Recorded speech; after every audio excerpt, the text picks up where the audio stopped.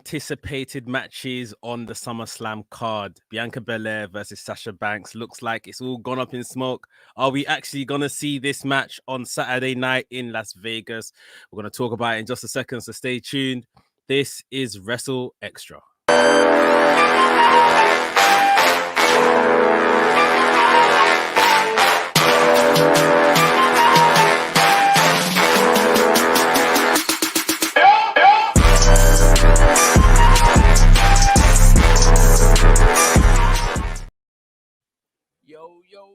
Yo, this is your boy ADazzle, and this is WrstlXtra. Yes. Man, it's summertime. It's SummerSlam. But we might not even get the match that we want. What is going on? Whoa. Yo, listen, let me just do the you know, all the good stuff in at the start. This is WrstlXtra. I am your boy ADazzle, of course, alongside my tag team partner Mekz, the WrestleManiac. You are watching on the WrestleManiac UK YouTube channel, as well as, of course, listening on AffinityExtra.com. Mekz, listen, I first saw this actually on your page yesterday. Yesterday being Monday, for those who are listening on a Thursday afternoon and later on. Bro, what's going on? Banks and Belair, number 2, may not even happen at SummerSlam. It is possibly the most anticipated match of the night. Maybe apart from Roman versus Cena, maybe. But definitely for us, it's the most anticipated match. We're going to get to see the girls do their thing again after being voted, you know, the best moment in this year by the SPs, ESPN Sports Awards. Bro, give me the scoop. What's going on? Well, Stefan here in the chat, he's just come straight out of the blocks. Thanks for joining us, Stefan. And Stefan said we never get the matches we want with WWE. Come on. It's something like that, isn't it? Now, it's not a full-gone conclusion yet. What has happened is that people that have been attending the live events, and WWE have been very loud about their live events, let's say, since obviously the return of crowds. So they've been kind of covering it more than usual, putting it out there on the social medias and stuff like that, and kind of showing people what they're missing, so to speak. And a lot of fans were very disgruntled over the weekend. I think shows that were happening on Saturday night that had Charlotte advertised, Charlotte wasn't there. But then Charlotte showed up in Mexico for the AAA match, supporting her fiance Andrade against Kenny Omega for the Mega Championship, which also featured her father Ric Flair. That was crazy. Also featured Ric Flair, yeah. So that's a bit of a funny one because WWE would have known she's not attending, but you're still here advertising her, which it's a bit of a low blow. But yeah, obviously Bianca Belair, Sasha Banks, they've been having on the house show circuit their match, their tune-up match, if you like, before they have their SummerSlam match. And yeah, Saturday night they were advertised, never showed up. Sunday night they were advertised, never showed up. They've put it down to, you know, unforeseen circumstances. I mean, the only unforeseen circumstance we have nowadays is this thing called COVID-19. So if it's not that, what is it? Are they injured? Have they got COVID? And if they've got COVID, they are surely not going to wrestle at SummerSlam. However, everything still seems like it's being advertised. So it's not really cleared up right now. No one knows what to believe. It's a little weird. I'm seeing actually. You mentioned COVID. I've seen quite a lot of memes about the Delta variant in the US. So I think that's spreading its way around the WWE right now. Yeah. Exactly.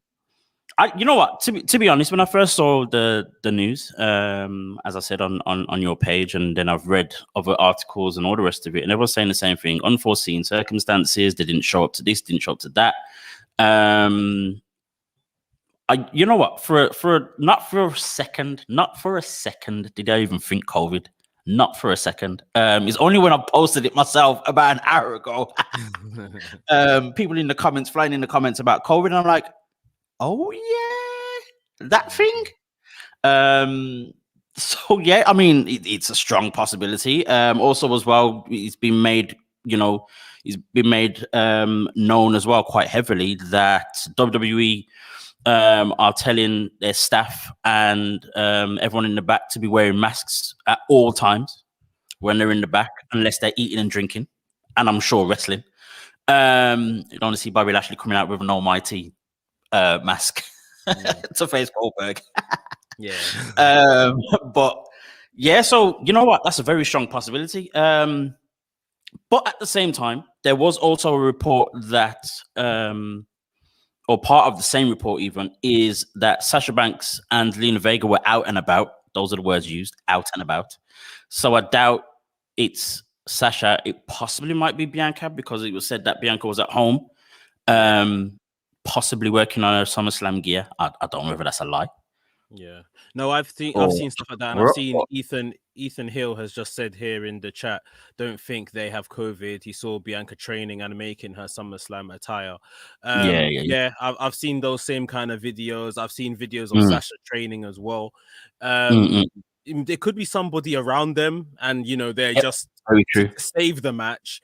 Let's just keep them apart, keep them indoors. Maybe the day of the match, they can take a test, be negative, and they can go at it. Who knows? But obviously, before SummerSlam, the night before, we've got SmackDown. So are they going to make SmackDown? And obviously, the story has been building up pretty well, pretty nicely in the last few weeks. It'll be a shame if they didn't make the go-home show. But it's just very weird to advertise something that is not going to happen. And yeah, there's no explanation, and this is your biggest match, or one of your biggest matches. I've argued to some degree this match is bigger than the WWE Championship match, just in terms of how they've booked it, in terms of interest level. So yeah, this is pretty spectacular if it is just kind of all of a sudden pulled from the card. And I would think it's very unfortunate for Bianca, because remember, Bianca's match against Bayley was pulled from Money in the Bank. Very true. So Bianca Belair hasn't actually done a pay-per-view in front of a live crowd since live crowds have come back. So it'll be horrible if this match was kind of pulled as well. And for SummerSlam as well, which many reported beforehand. I don't know about so much now. My feeling isn't like this actually in the build up to it, but many reported it being not the equivalent, almost like instead of WrestleMania, trying to make it bigger than than WrestleMania wasn't. I really don't think. I don't see that. That probably may have been their intention. Yeah, definitely hasn't worked out that way. For sure, hasn't worked out that way. Definitely. But yeah, it's crazy. I mean, you mentioned it could be someone around him. So we mentioned Zelina and Sasha were out and about. Bianca's at home. No one said anything about Carmella. That's true. Could be her, possibly. I mean, the other women, well, you mentioned Charlotte not being at shows and blah, blah, blah. Possibly someone around them. That's a very strong shout, actually. Apart from that, I can't think of any other reason it would be. There couldn't be any other reason. No one's injured. If that was the case, we'd know by now. They would have said that by now. They usually say that very quickly. So, yeah, it would be a massive shame if this match doesn't happen. But at the same time, if it is more a precautionary thing, then we shouldn't have to worry about it too much. They're doing what they need to do in order to save the match. You know what I mean? So we're good. I don't think it's so much a right. Let's see what it's a foregone conclusion. But let's not say anything until the last minute. It's more of a all right. Let's see what happens, and then we can push ahead. I'm guessing that if things are okay, they will be on SmackDown on Friday. I think that's what they're waiting for. It's Friday that they're waiting for, not necessarily Saturday. They need Friday in order to make sense of Saturday, or even more sense of Saturday. Build it even further, of course. As great as that last interaction with them was, though, oh my word, that was crazy. That is one of the better contract signing segments I've seen in a long time. If I'm honest, it was nice actually. Let's talk about that for a bit. It was nice actually to see Sasha Banks actually being flanked by Zelina Vega and Carmella. I'm kind of intrigued. I'm kind of intrigued to see if they do anything more with that. Because I think it kind of works. Carmella's being a former champion. It kind of works for me. Yeah, what are you saying? Yeah, it was kind of weird how it's like Sasha said, "Okay, but I've got backup, or I'm one step ahead," and then these two walk out, and it's like, huh? Like, I mean, I didn't necessarily need it, but this could be one of those things that you never thought you needed, and it turns out to be really good. I kind of feel that way. Weird. Yeah, it is very weird. I think Sasha with cronies, whoever they are, always seems to work well. Sasha kind of leading and all of that kind of stuff. But yeah, it's just you know, more for me, I'm just thinking, isn't this like the entire SmackDown women's division? like we know Bayley's injured. Mia Yim has actually been moved back to Raw. Yep. We know Naomi's obviously there, but they're not using her for whatever reason. Yeah. Liv Morgan, fair enough. Like this is, if not half of the women's division. Definitely more than half. Yeah, and they've all just come out in one segment against poor Bianca Belair, and she's done flips over tables and stuff to take them out.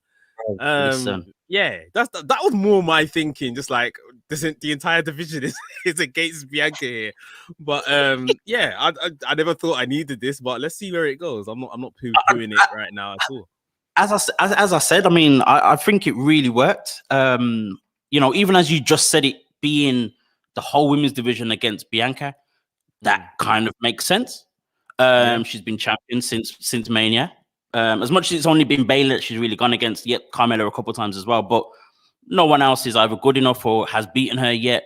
So it kind of works for me.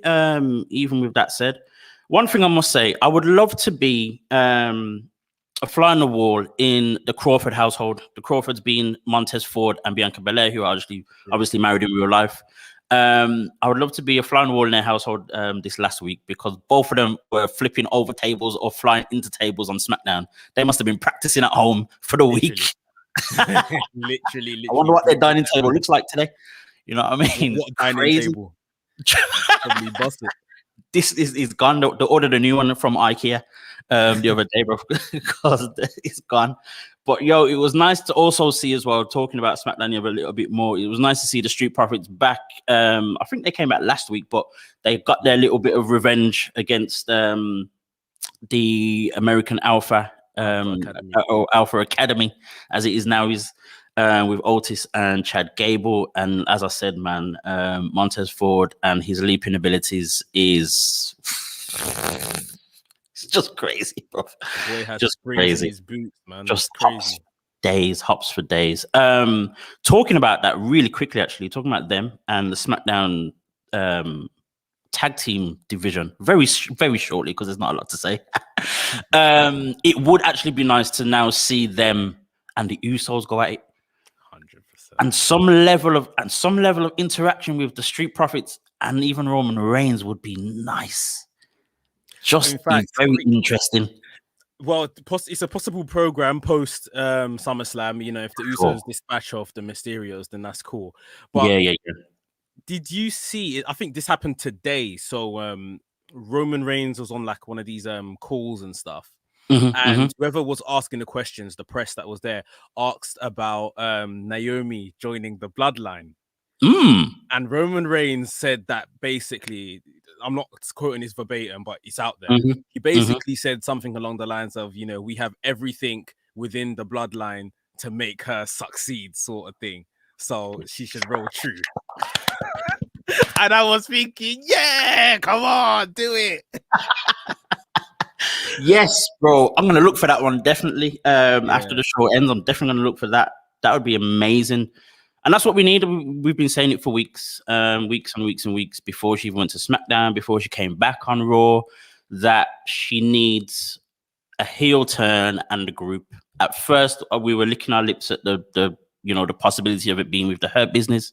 MVP. It really should have been. It really should have. That really would have worked. But even still, this has just as much stature to it. Possibly more. Possibly more. It would have been nicer for us as black fans for it to be an all black faction, but at the same time, you know, to me the Usos might as well be black. yeah. Might as well and to be honest, the way they ended Hurt Business is probably best that she wasn't involved. Very true. Very true. And for it to be with her husband as well, Jimmy Uso, and then the biggest star in WWE, Roman Reigns. Come on, it's not exactly, you know, a demotion, or anything like that. So she's not exactly conceding either. So, you know, that would be amazing for that to happen. Moving a little bit further on, but staying with WWE and SummerSlam. I've seen your opinion about the Bobby Lashley Goldberg scenario upcoming match, bro. Just give the people a little bit more insight if they haven't seen your post. Just what you think of this whole thing. I mean, look, don't get me wrong. Goldberg is still name value Goldberg. I don't know whether he's a draw. People throw around the word draw so much. I don't know if he actually draws money, views for them. I don't know. But I was just watching this promo segment in the main event of Raw last night. And I was thinking, what? They're arguing over his son now? Like, this like, and I'm just thinking, I was thinking about the placement of matches on the SummerSlam card. Now, we all know this ain't main event in as long as Roman Reigns and John Cena are alive. They're not main event. For sure. And this is where I started comparing. Hold on. Sasha versus Bianca is a better story than this. Damian Priest versus Sheamus, they've built it up better. Rollins versus Edge, those are two, you know, top level guys having kind of like a marquee dream match. Yeah. The WWE Championship is mid-card, lower mid-card, like, and it's not because of the guys involved. It's because of what is this story? Right. Like, yeah, he came back and challenged. Okay, cool. You said yeah. You said no. You said yes. And then we started talking about his son, and we've been talking about his son ever since. And I'm just like, Randy Orton, RK Bro story has jumped ahead of this one in terms of interest. If we're to rank these to see who starts in terms of interest on the SummerSlam match card, this is going to be close to like the opener, and not the opener because we need a high, you know, a hot opener. This is just a poor, you know, this is a toilet break, man. We're gonna throw together and toilet break and go grab your beers. This is true. You know what? Actually, I kind of had a little bit of a different opinion on it. Not that it was great. Not that it's great. It's not great, but it could be better. So the storyline itself isn't bad. I think the execution has been poor. That's what it is for me. I think his son possibly could have done more if there was some kind of interaction with Gage, Goldberg's son, and MVP. Maybe that would work. I was kind of when they were doing their thing on Raw yesterday, I was kind of expecting Gage to jump over and almost spear MVP. Like that would have added. It wouldn't have then made the storyline much bigger necessarily, but it just would have added a bit more substance, a bit more sense to it, as to why his son's involved. 100%. Because unless Gage becomes Dominic Mysterio, it doesn't. The whole son family member thing kind of doesn't make sense anymore. Yeah, you're right. Just to have them on the outside and you talk to them and you badmouth them and that's the end of it. It doesn't work anymore. This isn't the Miz's dad. This is Gage who's come back and he looks, obviously he's about 5 years older than the last time we saw him. He was this little podgy kid that was about 10 at the time. He's now 16 and he looks like he's going to be following in his dad's footsteps in terms of his size and the way he genetically is and all the rest of it. Get him to do something. But this is the thing, bro. He doesn't even look like he's comfortable being on TV. Like maybe because he was younger, when he came out and he dabbed that he was doing this and taking off his shirt and everything. Like maybe because he was younger, but now he's a bit older. Maybe he's just thinking, maybe this isn't so cool or whatever. I don't know. Every time the camera pans to him, he's a bit like nervous. A little and that makes sense. But at the same time, I think if they got him to do something, maybe that would make it easier. but because he's just standing there and having to just react. Yeah, do WWE kind of posing. Just react and you know, do some manly reaction towards his dad, who's a big guy, and while he's got his boys next to him. It's a bit weird.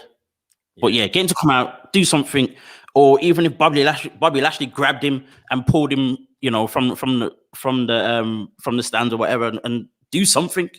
But this random jump over the fences just to walk back with your dad. Even the way they framed it last night, I was thinking, God, this looks like some take your son to work day sort of thing with all of his mates there in the front row, all wearing the same stuff. Like, and like you said, good opportunity as they all came out. I mean, it probably would have looked a bit like the Spirit Squad or something, but it could have rushed MVP or something. Like, I was just thinking the same thing. Yeah, like it was very pointless now that you kind of stage it like that. Yeah. So it has kind of killed the possibility of this match being bigger than we anticipated. The joke is I actually think that Goldberg and Bobby Lashley's promo stuff has been all right. It's actually been quite solid, but it's unfortunate that it's got the, you know, the foundation or the you know, what they're going with. Basically, it's not the material. The material's just not working in the direction it's going. But at the same time, they've been able to build each other up a little bit, you know, in a very decent way. I'm actually kind of okay and anticipating what this match is going to be. Whereas when I first heard Goldberg, I was like, oh God. Now I'm kind of like, oh, okay, let's see how this works. I'm still a little bit unsure, if I'm honest, as to what the outcome of the match is going to be. Oh, don't say that. No. I'm still more confident it's Lashley coming out, you know, as the champion, as the winner. But you know, we see this thing often where someone will, you know, be giving it the big talk, and you know, it's always them giving it big talk, but then it's them that loses. Bobby Lashley's been given a lot of big talk, and it's Goldberg that kind of seems as though he's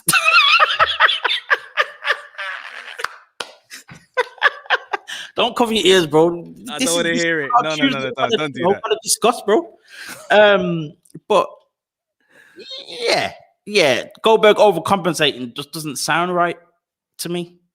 So I'm kind of like, okay. So, but ideas in my head. But I'm still 75, 80% confident that it's still going to be Lashley wins and the almighty reign continues. And then what is very interesting, something that I saw today actually, I know what you're going to say. During a house show, I saw Bobby Lashley against the New Day, Kofi Kingston and Xavier Woods. During that match, there was a video of Big E in the aisle, in just a towel and trainers, watching very closely the match and getting excited when Kingston and Xavier Woods were beating up Lashley. So maybe we're building to this whole thing that we've been waiting and asking for since Big E won that Money in the Bank contract, that he will eventually move over to Raw and cash in on Lashley. Could that happen at SummerSlam? It could. Oh my god, it could. It could, because you know, the Goldberg story is going to come to an abrupt end. Goldberg's just here for, you know, the big matches. Yeah. Hopefully he's not here to win no titles. No. Yeah, it could. It very much could. You know, the draft that they're waiting for is in October, as they say. So okay. But if they want to really shake things up and do something surprising, then that would be nice. That would be nice. Okay, so let's put it. Let's throw this one in. If it is, as Stefan has said, Big E world champion. If he does cash in at SummerSlam, does he go back to SmackDown with the WWE Championship until October, or does he go straight to Raw? For my sanity and for the sake of continuity, I need him to go to SmackDown, and then that would be amazing. Adam Pearce or someone says you can't, you've taken Raw's championship, so we've got to move you over. Right. Or they do like, some kind of temporary trade where someone from SmackDown comes, someone from Raw comes to SmackDown so that Big E can go over there. And then that'll be fine for me. But if he just turns up on Raw and just walked out of SmackDown, I mean, yes, he's the champion over there now, but I need some type of storytelling to just kind of put it together. That'd be nice. But yeah, to be honest, I think either way works. Him going to SmackDown just has that little bit more to play with, I guess. With then someone else, like say Seth Rollins or someone else on SmackDown trying to go for the WWE Championship and both championships being on the one show, and blah blah blah. That'd be interesting, very interesting. But let's not do too much fantasy booking because this is WWE and we'll get disappointed by the end of SummerSlam. Let us actually divert our efforts and attention to AEW now. A good friend of ours, one of Forbes' journalists, Alfred. I'm going to say his name so wrong. Help me out here, please. Please, just quick.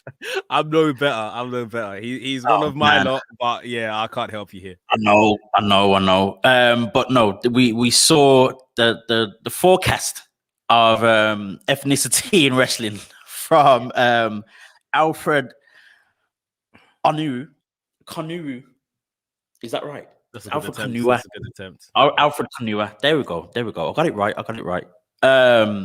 So yeah, he did this very amazing, interesting skit of the forecast of ethnicity in wrestling. Talking very much of the heat and the hot climate in WWE, in Impact, and in ROH, especially WWE having multiple champions at the moment who are African American or Black. But then he went down and it got very cold in AEW. AEW Dana White, as he called it, talked about the number of top stars in AEW being all white people, all white folk from the top generation of stars, being the champions and former champions like Kenny Omega, the Young Bucks, Jon Moxley, Chris Jericho, to the new generation of stars that they're building in MJF, Orange Cassidy, and Darby Allin, who also painted half his face a lighter shade of white to get more opportunities. Crazy. And he mentioned the caucasity of it all. Absolutely amazing promo, and it started a very good conversation. A conversation that we've been having for a very long time. Another conversation that Sir Wilkins on the Jobberteers podcast also highlighted a week or so ago as well, during one of his coffee talks on his Instagram page. But then this week we saw Dante Martin and we saw Red Velvet have very important and very good matches, both on Dynamite and their premiere show of Rampage on Friday night. So Dante Martin teamed up with the Sydal brothers, Matt and Mark Sydal, to take on the AEW World Champion Kenny Omega and the tag team champions, the Young Bucks. And he was absolutely phenomenal. They made him look great. It took a lot for them to beat him. It took like a triple team move to take him out. This is still 19 years old. Only not even been in AEW for a year yet. I think he's been wrestling for about 3 years at the most.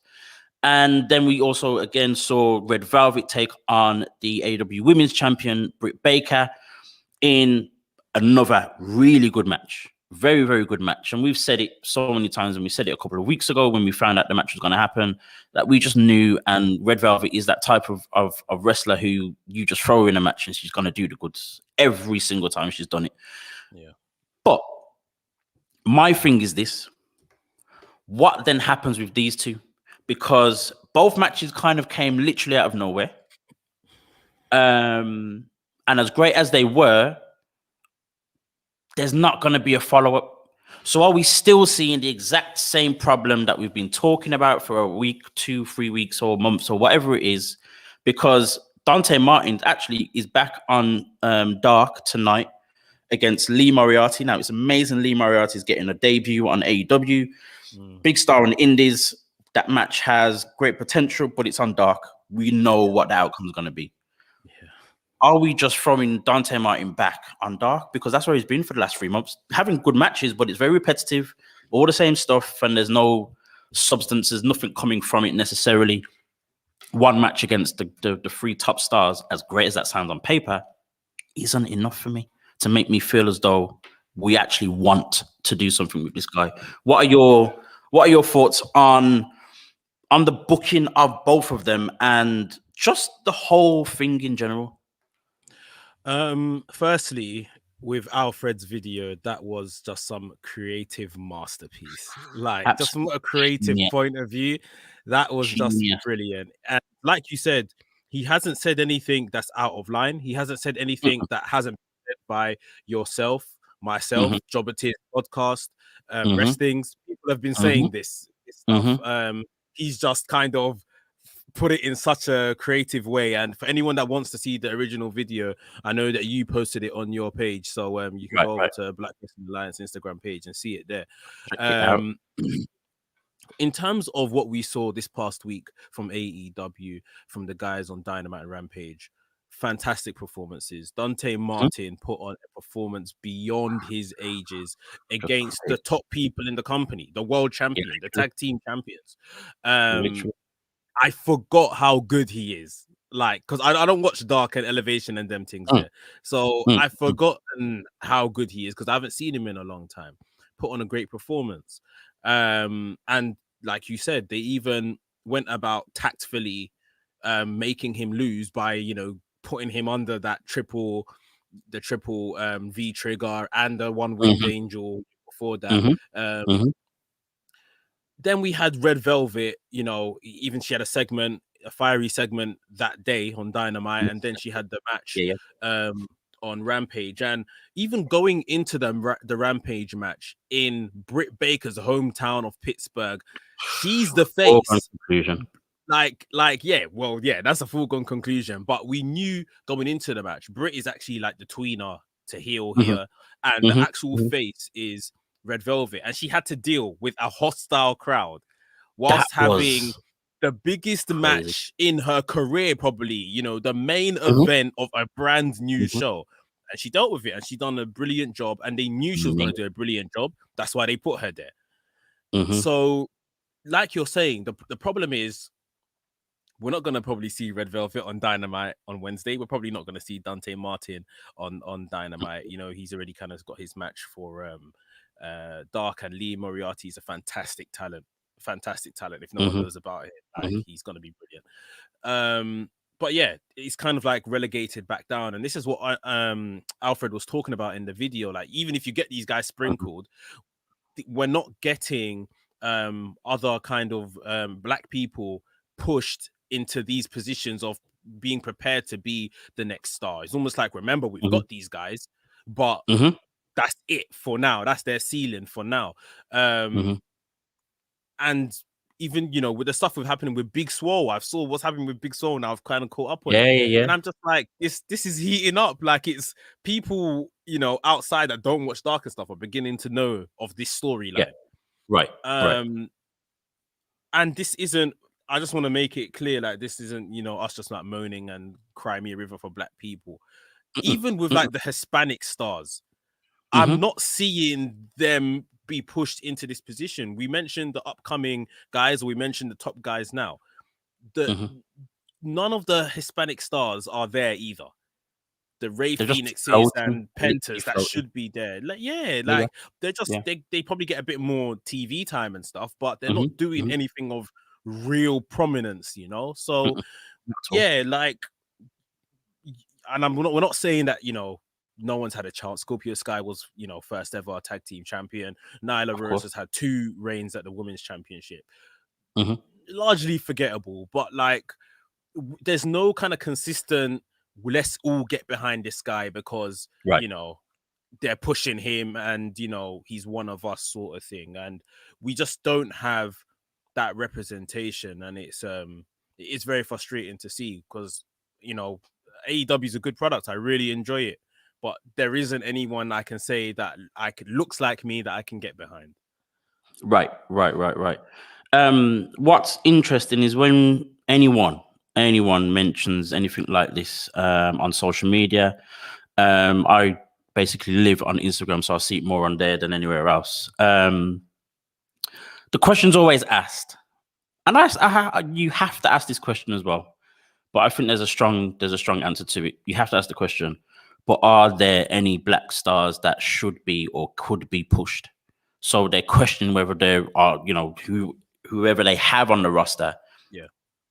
Are they even good enough to push? My thing is this. When you first saw Orange Cassidy, did you think straight away he's going to be a star? He's a star. Let's push him. He has to be pushed. No, you didn't. When you first saw Darby Allin, did you think the same thing? No, you didn't. When you first saw MJF, you can argue, but at the same time, if you left him alone, I don't think anyone would be upset at the fact that he's not necessarily being pushed. What people need to very quickly understand as well is that the wrestling companies have the power. If, for example, as we've said very many times on here, with Bianca Belair and the Bayley whole storyline and how that was going, and even with Banks and Belair before Mania, they weren't really giving us enough. So people then started to kind of almost turn or get bored of Bianca Belair, whereas 3-4 months ago, everything was about her. It shows you that it makes a difference to how they are pushed and how they are used. That makes a difference to how we see them as well. Yeah. So if they were completely behind, say, let's talk about Will Hobbs, for example. He started out on Dark, had a few matches. Then, you know, we saw that he got signed, and then he ended up, you know, right next to Jon Moxley, who was the champion at the time. That lasted for about 2 weeks. What is he doing now? Next to nothing.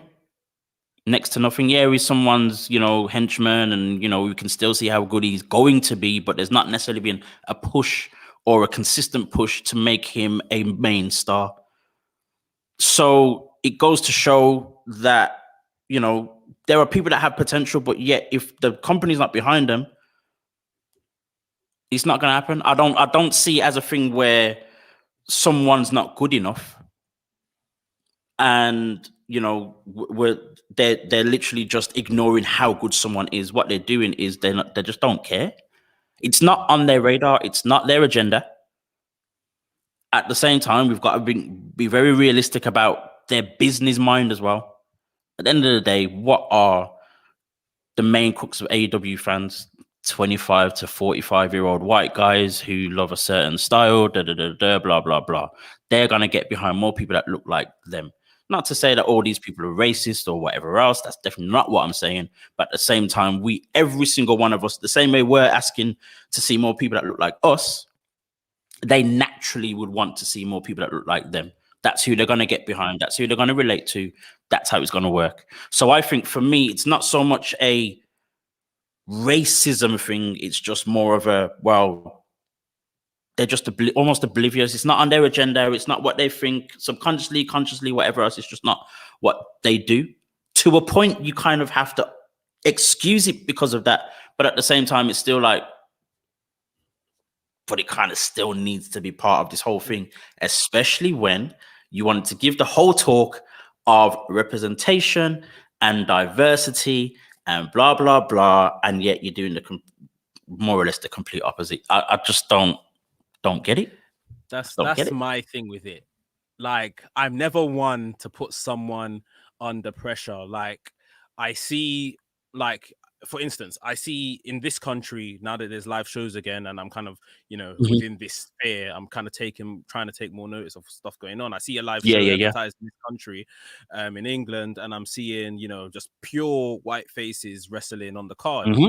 And I'm thinking, okay, like, there's black wrestlers in this country, one, but two, like, it's like I kind of leave it and I shouldn't, maybe I should make more noise about it, but I think, okay, this is England. We are the minority, but there are black wrestlers here. I don't know. Maybe they're not in these regions, or maybe they can't travel to this particular show. Who knows? But they haven't made any noise. Ask me the question, I'll be able to tell you, but carry on. No, 100%. But yeah, they haven't made any noise about really trying to push the boat out for representation. It's only when someone calls them out on it, they're like, yeah, we all need to do better as promoters, blah, blah, blah. But then they'll book their same card next month. Anyway, AEW have made noise about representation and this, that, and the other.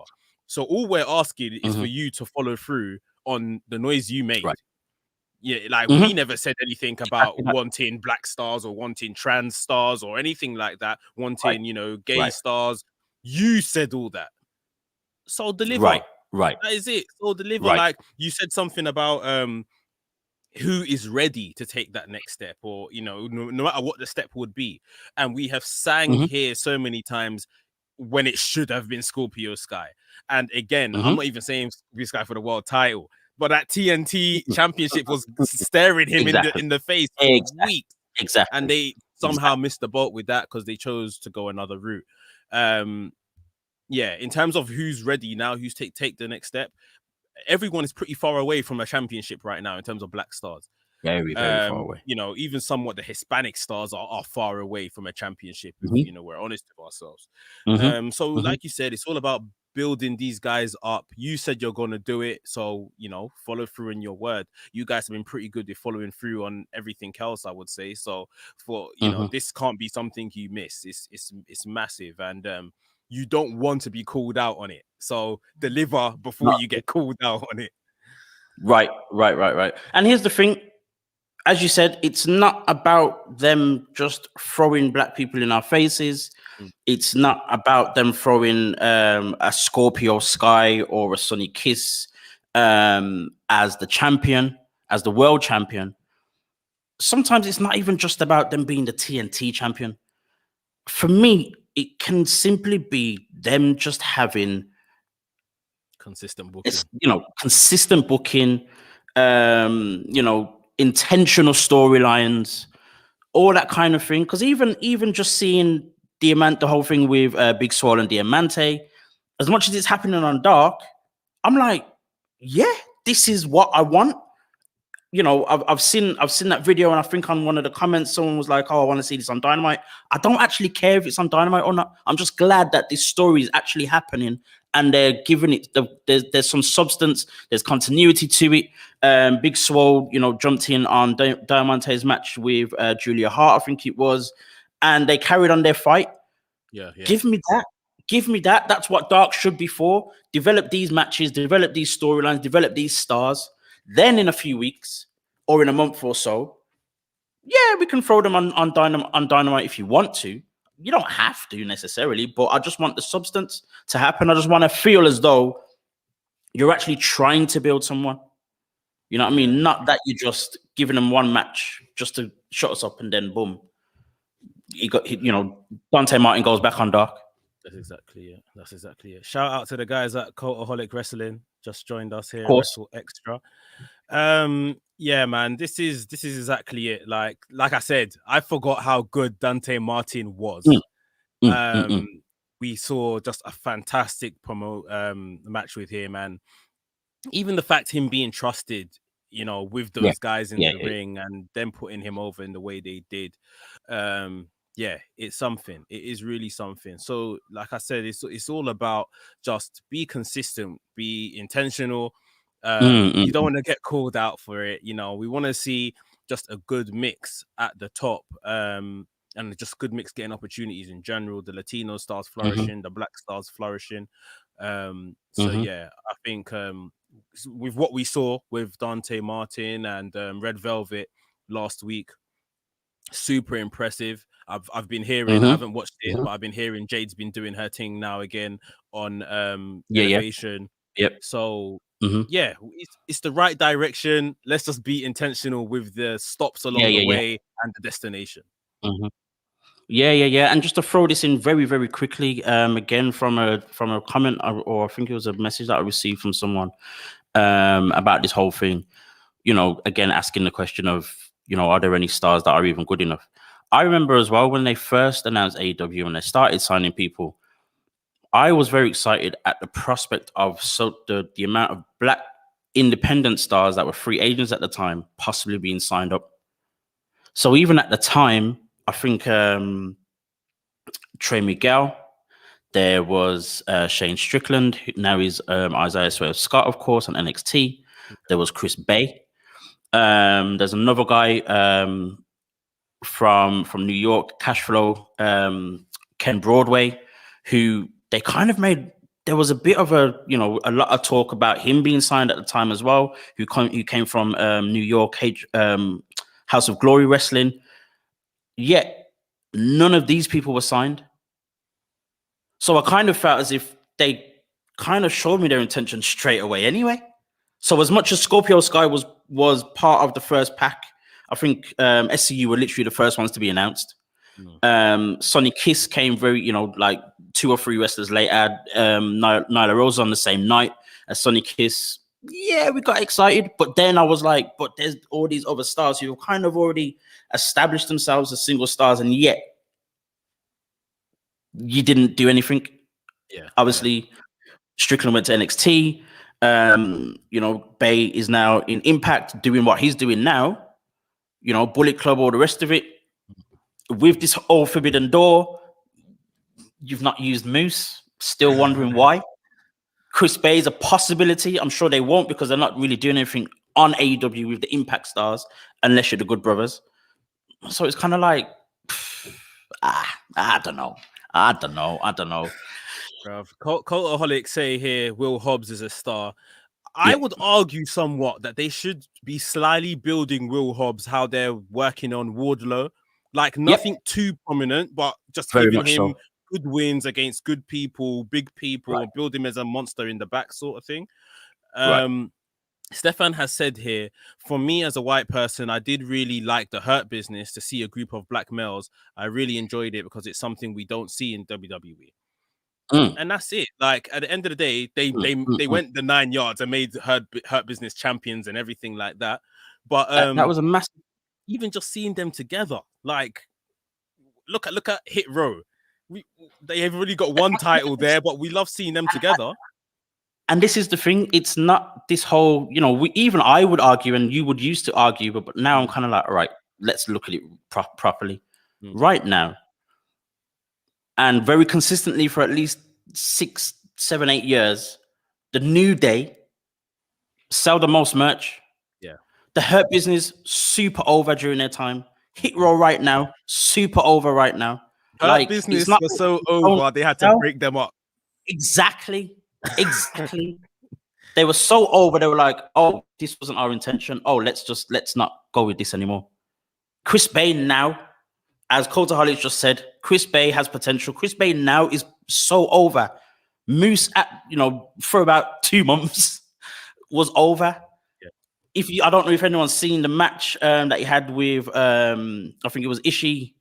Ishii, Tomohiro Ishii at New Japan. Wow. Moose again, just showing what he can do as a big guy. It's ridiculous. So it's not like we don't sell. And yes, the demographic isn't us, but at the same time, I don't think it necessarily matters.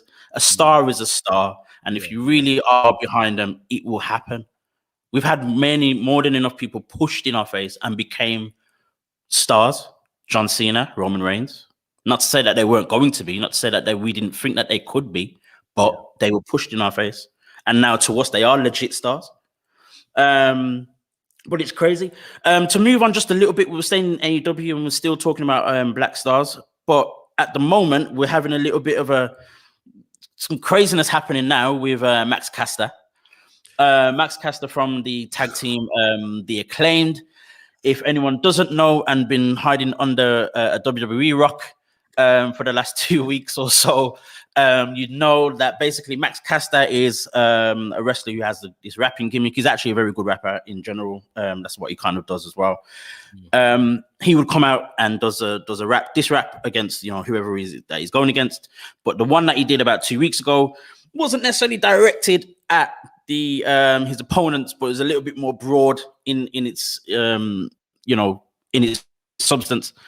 Yeah. He made fun of Simone Biles and her mental health, which was a big thing during the Olympics, and then also a major rape case with some guys who were part of the lacrosse team at Duke University.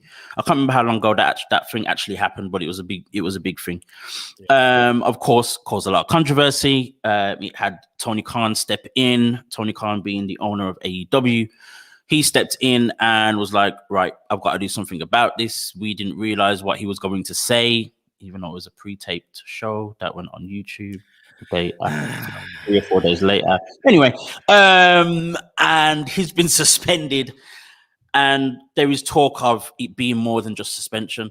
Now, Max Caster yesterday posted his signature acclaimed gear on eBay, trying to sell it for $500. He said that he needs more money this month, and also said he won't need this anymore. Now, the money this month indicates, of course, that he's been suspended with no pay for, I think it's a month, possibly 2 months. But for me, the thing that made people question whether he's still going to be there or not is him saying, "I don't need this anymore." Plus the fact that his tag team partner Anthony Bowens was on AEW Dark with new music altogether, to kind of indicate that their tag team is split up. We kind of know Max Caster's a bit of a, the nice way to put it, a bit of a problem child. He likes to mess about quite a lot. That's just kind of how he is, how he's known to be. Part of what he's liked for as well. Is this him just messing about, or is he kind of indicating, even in his own way, that he is on his way out? Like, firstly, he shouldn't have said what he said. There's no defending him. I don't think insensitive. He shouldn't have said what he said. But like you said, this was a taped show, and how this still aired, I don't think he should be punished for what he said. Right. But this shouldn't have come this far. We shouldn't know about this. Yeah, because basically they edited it out. Right. However, I even still find all this stuff he's doing online, whether it's a shoot or a work, whether it's real or fake, he's really selling his his gear and stuff like that. Isn't that still a bit insensitive to the overall story of why you're in trouble? Like, for sure. I get it. He might be in character. He is a heel and doing all this kind of stuff, but it still doesn't sit right with me that, you've said what you've said, you're being punished, and whether this is real or fake, it's like now you're kind of throwing your toys out the pram about it and making it almost a gimmick, when you kind of just should be shutting up and be humble, serve your time, and try to get back on TV if that's what you want. So yeah, I'm not very comfortable with the whole thing, if I'm completely honest. Yeah. As you said, if the rap was that bad, which it was. I mean, you can argue, the show itself is not exactly a PG show, so sometimes these kind of borderline offensive stuff kind of works in terms of catching people's attention, showing him as this bad guy, the heel that he actually is. But at the same time, if it was really that bad, again, it could have been caught during the edit, and someone could have flagged it, got rid of it altogether. And as you said, we shouldn't even know about this. We shouldn't know about this. It should be a thing of, he may be pulled from a show or something. Can we just ask him the question why? And we don't know. And we find out a few weeks later on what happened. You know what I mean? Him doing what he did yesterday is him being him, but at the same time being very... It's ridiculous. It definitely wasn't a thing where he's had a conversation with some AEW higher ups or creative or whatever else, and they said, "Oh, put this on your social media just to hype up the thing." It definitely wasn't that. It's definitely him doing it on his own, off his own back, and it's just stupid. It's just silly. It was pointless. silly. Yes, it's him being him. Yes, it's him being a heel. Yes, it's him, doing what we know him to do. I guess it's not necessarily a surprise, but at the same time, based on what it is, just keep it quiet. Just keep it quiet. There's a thin line. Cultaholic Wrestling has said here he's a heel, which he shouldn't be punished for what he said. We've heard worse in the UK rap game nowadays. Have you listened to the SummerSlam theme? So, for those that don't know, the SummerSlam theme is Cardi B song, if I'm correct. Yes.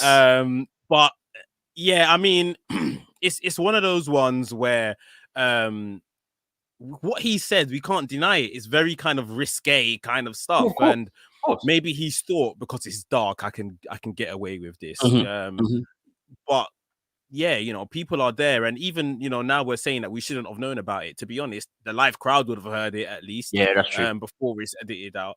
So, and us being people of color, black people, we've always been taught there's just something. Don't go out and don't go out and make yourself a target. Right. That's basically it. There's certain things that your counterparts can get away with that you will never get away with. Real talk. And not to say that anyone of any other color or whatever would have got away with this, but just think that. Well, you know what I mean. Just take that extra thought. Do I need to say this? Should I change my raps? He's clearly got raps for days. He just wanted a bit of attention here. It's the wrong sort of attention. Well, some people argue all attention is good attention, but yeah, I don't know where this story is going. I don't feel very comfortable with him, continuing the gimmick, selling his stuff, throwing his toys out the pram. Yeah, we'll see where if he ever turns up again on AEW. And you know what? Even to go back to what you're saying about thinking as a black person as well. What upsets me just a little bit, is that he came for his own in Simone Biles. Yeah. That was cool, bro. Really? Yeah. Whoa. Anyway, just before we are out of time, let us have a quick skim around the forecast of Ethnic Stars and see who our stars of the week are. For me, I've got two who I kind of feel it couldn't actually be anyone else, given the week that we've had. I'll take one, you take the other. Yeah. I'm going straight for Red Velvet. Her performance was just incredible. She did exactly what, not even exactly what I thought she was going to do. She did more than what I thought she was going to do. That match was incredible. As much as it came out of nowhere, she made it work and made sense of it, even in just, the night on Dynamite to the actual match itself on Rampage. She was just phenomenal, and it pains me. It pains me to see how great she is, how good she is, and still being kind of just left on the wayside and not actually, this kind of on and off booking thing. Because you had the thing with Jade, and then this go for it. Is she actually signed? Yeah, she is. They actually eventually. I know they took their time. Okay, that's what I was checking. So after she actually signed, they actually said something, but yeah, they didn't make a big thing of it as they have with everyone else. Okay, cool. Tells you a lot. At least she's got the dollars. That's what counts. Yeah, for real. Yeah. Obviously, like we're saying, my Black Star of the Week is Dante Martin. Sure. I literally forgot how good this guy was because we haven't seen him in quite a while on Dynamite, and being able to put on such a good performance. At times, he just looked like he was floating through the air. Like the way that guy moves is just—it's absolutely. It's very fluid. It's just very like, bro, you're only 19, and I'm really anticipating now the return of his brother Darius. Hopefully he gets well, can get back in the ring. Yeah. His brother, and they can do some, absolutely sick stuff in the tag division. But yeah, it has to be for me with these two. They had a phenomenal week. Took their opportunities with both hands. Literally been pinching myself all week that I have to remember that Dante Martin is the star of the week. So yeah, good to see Red Velvet, Dante Martin up there. They deserve it for sure, man. And I mean, you mentioned his brother Darius as well, who is arguably actually better than him. Yeah. It's crazy to think that, you know, his brother has been, you know, long-term injured. I think it's a knee injury, I believe. And he's been out for ages. And it's kind of, you know, it's that's kind of given Dante the chance to show himself. And it's been a great opportunity for him. I'm sure his older brother's just, you know, loving seeing his brother get the attention that he deserves, I guess. Yeah. And we get to see what he can do on his own. But I'm sure he's also salivating at the mouth to get back in the ring with his brother, whether that be, you know, I'm sure they'll do it together, but even for him to get his chance to shine as a single star as well, every now and again, maybe.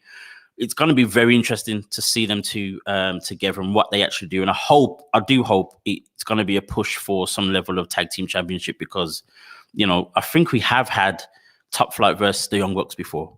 But to see that again for the championship, with now Dante having, you know, the accolades and the attention that he's got on him at the moment, would just be even bigger. So it's very interesting, very intrigued to see what's happening with those two, Dante specifically, of course. And I'm excited. Let's hope there's some consistency to this. That's it. It's AEW. You never know. Yeah. But folks, actually, you know what? I'm going to answer. I think Stefan Frisbee said Christian Wrestler of the Week. Montez Ford. Let's go. God is good. On that note, folks, our time is done. Our time is done here. You have been listening on AffinityExtra.com, the Christian radio station. AffinityExtra.com, and also you are watching, of course, live and at another time on the WrestleManiac UK YouTube channel. Oh, actually, Mekz, really quickly, I saw you're doing a new show with Wrestling Republic. Tell us about that a little bit quickly. Yeah, so it's called the Wrestling Roundup Weekly, just every Sunday night on the WrestleManiac UK YouTube channel. Oh no, sorry, on their channel, Wrestling Republic YouTube channel. Yes. We're just talking all the news from the week. So yeah, it's just a nice roundup on a Sunday night of everything that's gone on that week. So yeah, definitely tune in, Wrestling Republic. Nice. So when those folks that are listening on AffinityExtra.com, when you finish church and you've come back from evening service, you can listen to Mekz. Right. No holds barred. All right. Probably not on a Sunday. Folks, this is our time. You can follow myself on Black Wrestling Alliance on Instagram. Of course, you can follow this guy on Twitter, WrestleManiac UK, and on Instagram, WrestleManiac.uk. And folks, this is us, and we are out. See you next week, guys.